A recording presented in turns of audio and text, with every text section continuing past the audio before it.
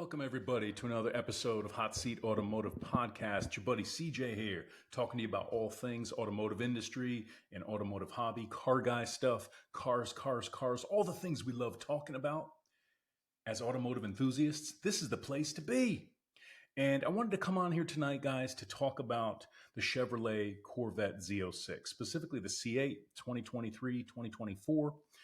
This is an extremely popular high-performance car when it came out, with that flat plane crank V8 engine, with the incredible performance. This car really created quite a stir in our hobby, and instantly became extremely desirable, not just for Corvette enthusiasts, but for anyone who's into cars. So let's take a look at it here together. Guys, what I want to tell you, 2024 may be the year to buy a C8 Z06 if you really want one, but should you? Because I follow the market closely. I've been in negotiation for a couple of these cars. I pulled out on them. I could have had a couple of these. Hell, I'm still looking at a few. Who knows? I may buy one at some point. I own a Stingray Z51. I love that car. I'm interested in a Z06. I haven't pulled the trigger, and I'll tell you why, and share my thoughts. And I'd love to hear your thoughts. Please like and subscribe. Leave me comments. I'll answer all the comments I can. But a couple things about this car. It is absolutely incredible. That engine, much higher performance than the Stingray, depending on how you measure it. But it's a higher output engine. It revs higher. The styling cues on this car are more aggressive. The handling is more aggressive. This is a much more extreme car than the Stingray. So it definitely has enhanced styling, enhanced performance, but it's also more extreme. So if you're someone that's a road tripper, and you like getting out there on the road and doing 300, 500 miles a day, 150 miles a day, it's going to be a different driving experience. Now, for some, they'd be good with that. They'd be good with the more extreme experience, but it is a consideration. For example, I can only speak from my own experience, right? I put 16,000 miles on my 2021 Chevrolet Corvette Stingray Z51. Wonderful miles, smiles by the mile. I've done beach trips. I've done mountain trips. I've done tours with this thing. I've done parade laps. I've done hot laps.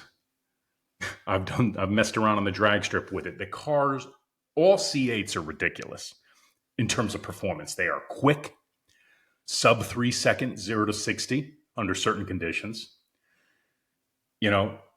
Anything the Stingray does, the Z06 does a little bit better in terms of high performance considerations.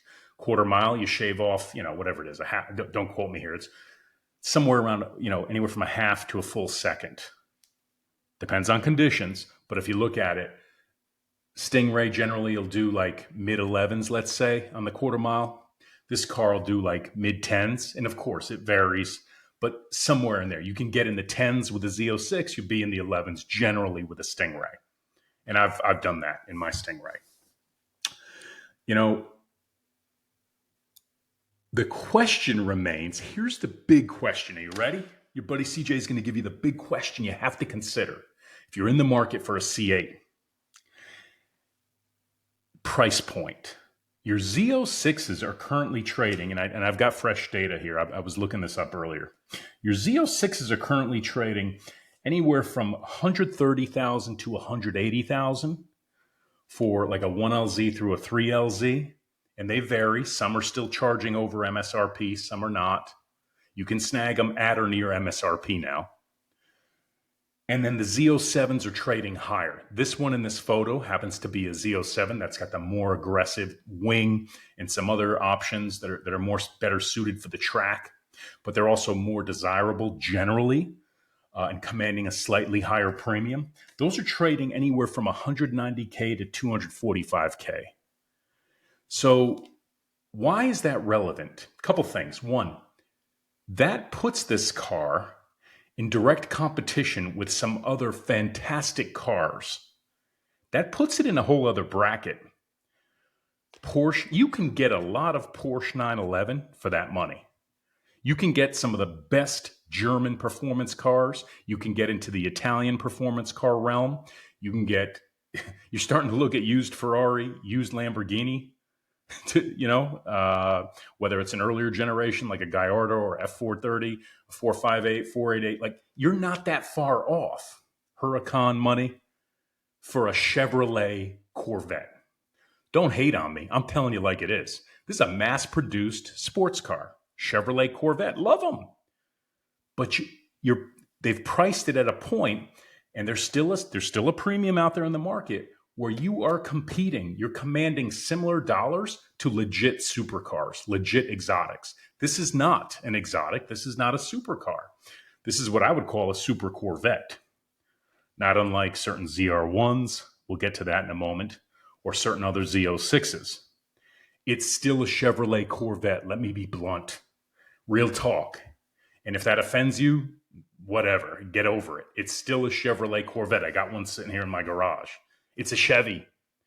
And you're right up there with some legit exotics. So there's that. And again, I'm a guy who's in the market for one of these. Probably. I've been in the market for one. Whether or not I pull the trigger on it, to be determined.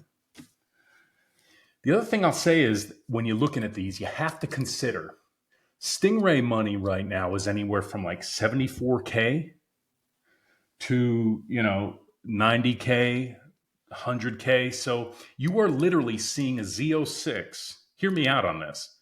C8 Z06s are like 2 times to 3 times what you can get a really nice C8 Stingray Z51-4 fully loaded. Let me say that again, 2 times to 3 times the price. Is it 2 times to 3 times the car? That's debatable. This is qualitative, right? This is subjective. This comes down to your preference, because if you want one of these, go buy it. They are incredible cars. But I claim, be thoughtful about it. There's a lot of emotion in these buys. I know. Sometimes we buy cars emotionally, don't we? It's a soulful purchase. It's an emotional purchase. I say it all the time. And I think, you have to consider the broader market before you make that decision. Because I'll tell you what, guys, you buy one of these over MSRP, we don't know how history is going to treat these. It's still a Chevrolet Corvette. Let me be real with you. Let's go back in time. For all those that say this is a game changer and this will be the new Chevrolet supercar, let me tell you, there's nothing new under the sun. And what I'm going to show you, not to burst bubbles, but real talk tonight. Let's talk real here. Who remembers this guy? This car, for those that don't know, the 1990 Chevrolet Corvette ZR1, the king of the hill. When this came out in 1990, those of us who were in the hobby actively at that time as young people, it was in all the magazines. It was on all, Motor Week had an episode, Car and Driver, Motor Trend, and they all said the same thing. It's the Ferrari killer. It's the supercar killer. This is the bold new era.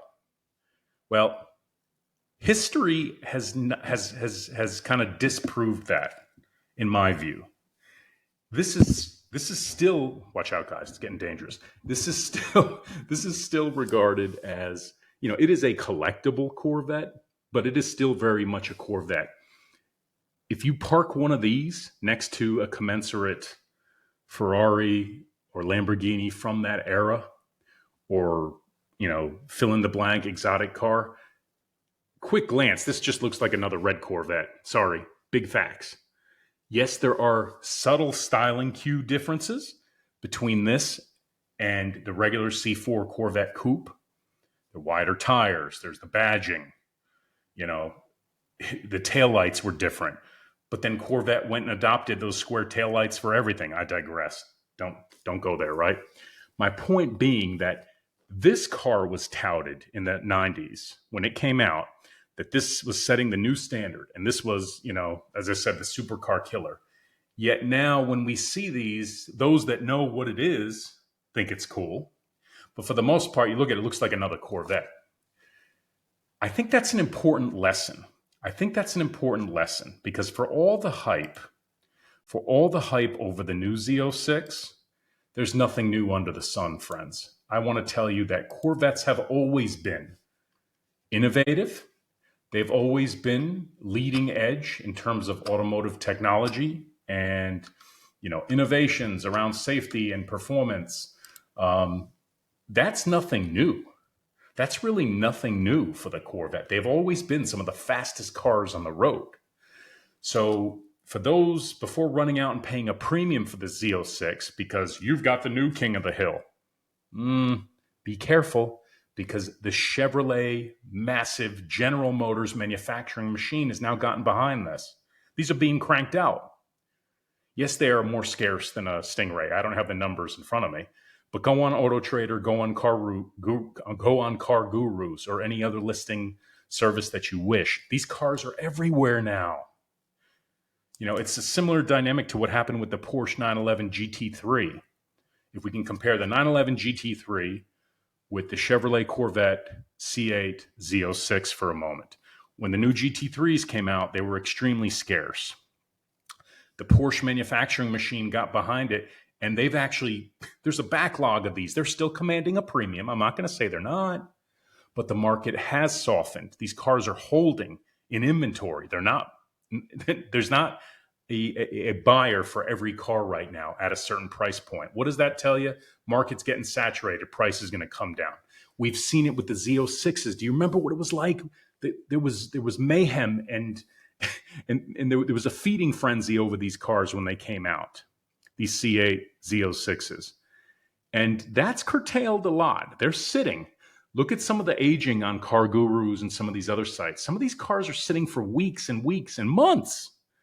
Dealers, listen, people say dealers are greedy, but supply and demand. They're trying to maximize what they're getting. Some of them are still asking $20,000, $30,000 over sticker or more, but they're not really trading at that.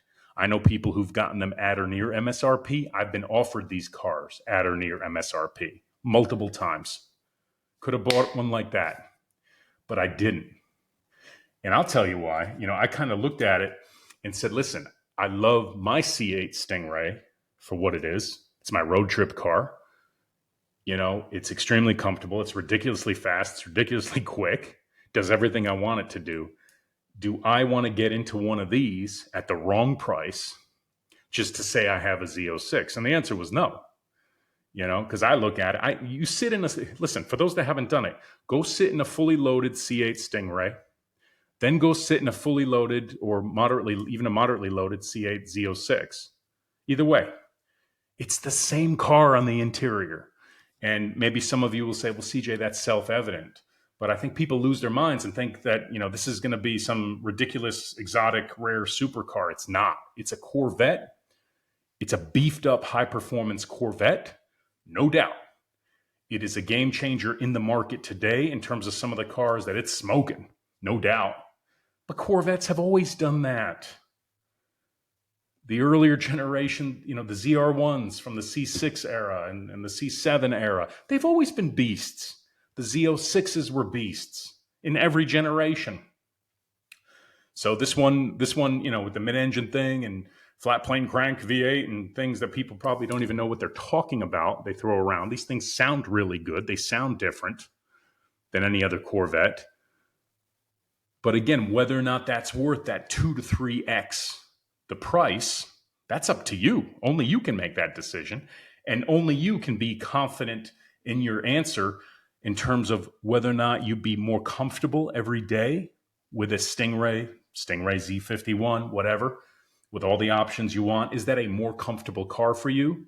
Do you care? Maybe you don't care about comfort and you just want this extreme machine. The Z06, got to have it. Listen, I'm with you. They are incredible cars. All I'm saying is when you start comparing the two, I would suggest drive both. Drive both. I have. It is a different experience, no doubt. Whether or not it's worth that upcharge, that's subjective. I want you to go into this eyes wide open because I don't know how history is going to treat these C8 Z06s and whether or not people are going to be extremely upside down in them. Maybe you have a crystal ball. I don't. I can only go by prior examples. Look at a C5 Z06. Look at a C6 Z06. Yes, they do better than the regular coupes, but it's not like they're 2 to 3 times the value for the most part. They're just not. This car, Corvettes generally, not unlike Mustangs, not unlike Camaros, Challengers, generally they depreciate pretty bad in general. Of course, special models, low mileage examples, rare colors, rare specs do better than others. But in general, a Corvette has never been a good investment. Don't be fooled. And many of you go into it like I do, eyes wide open. I know I'm not buying this car for an investment. Yes, there are flippers who can do well in certain cars, certain times. But for the most part, you buy one of these at a premium, you are going to lose. Let's say you lose your shirt, but you're at least going to lose money on it. So whether or not you can stomach that, maybe you don't care and you got money to burn. God bless you, do it. Far be it from me to tell you not to buy one of these. I just want you to go into it eyes wide open. The other thing that I mentioned on the podcast, and I think you got to consider it, go drive a Porsche 911. Go drive a $120,000 to $150,000 Porsche 911, whether it's a Carrera, Carrera S. Drive a GTS. Drive a turbo. You probably won't get a brand new one for the money you're going to pay for the C8 Z06, but you can get a lot of Porsche for your money.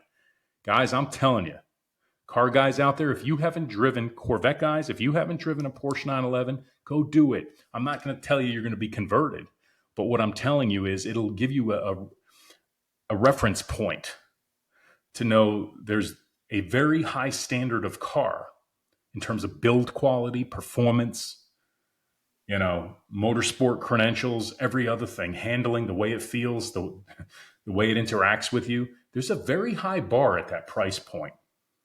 $150,000 to $180,000, $210,000, $230,000. Are you kidding me? That's a lot of money for a performance car. Drive a used Ferrari, drive a used McLaren. Then come back to your C8 Z06. And if you still want it, and listen, it has its own merits. You could take this to any Chevy dealership and get it worked on across the country. It's got a full warranty. Some of the reasons why I keep my Z51 Stingray, because I like having that car full warranty, keep it stock. It's ridiculous performance. It's highly useful on a road trip, just like the Z06 will be, okay, with a warranty. Great option, right? Which car is best for you, Stingray versus Z06? I claim that's a very personal decision. But, and the other thing just around the appearance, right? Because if you look at this car and then you look at the commensurate Stingray, they're both extreme looking cars. Yes, you and I as car guys, we can tell the difference. Can tell the difference in the front fascia. We can tell the difference in the width of the car, the wings, the exhaust pipes, the intakes are different. That's all true, but to your average person, they can't tell the difference. That's just reality.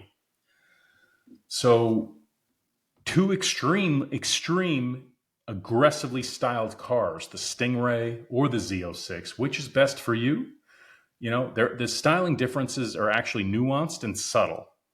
Again, as a car guy, you may disagree with me, but in general, they are nuanced and subtle differences. Kind of like Porsche, right? A lot of people can't tell Porsche 911s apart.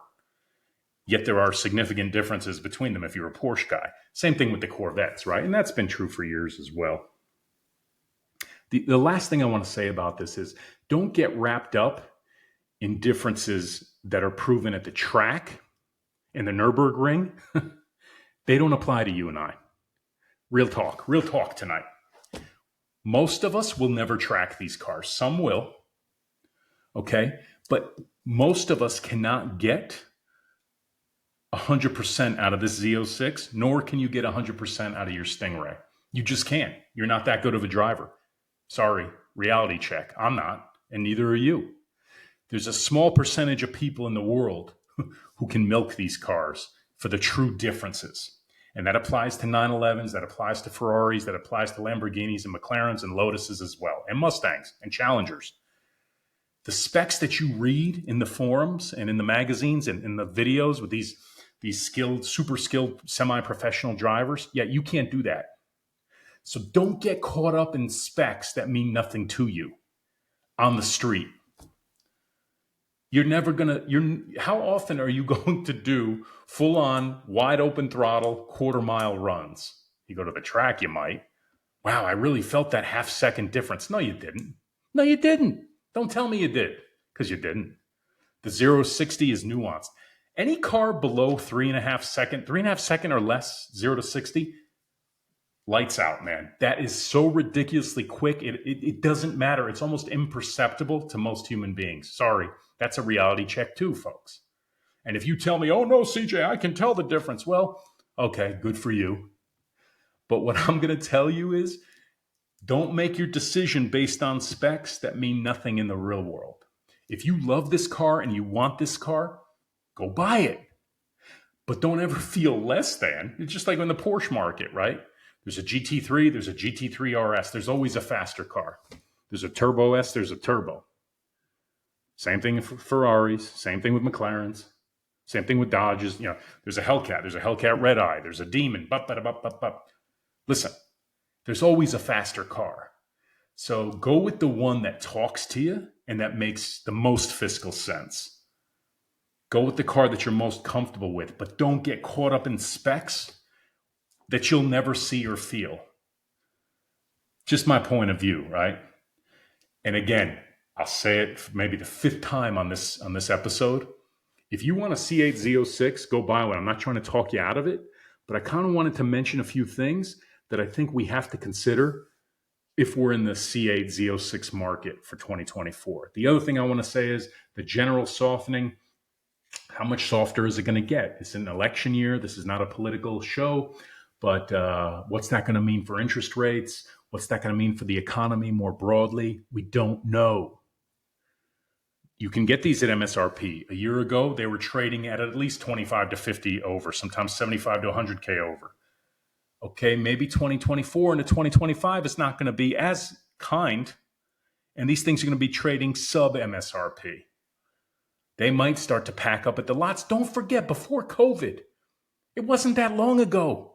If you were a car guy before COVID, and if you've been a car guy for decades, like I have, there used to be dozens and dozens of Z06s, ZR1s across the country just sitting there on lots.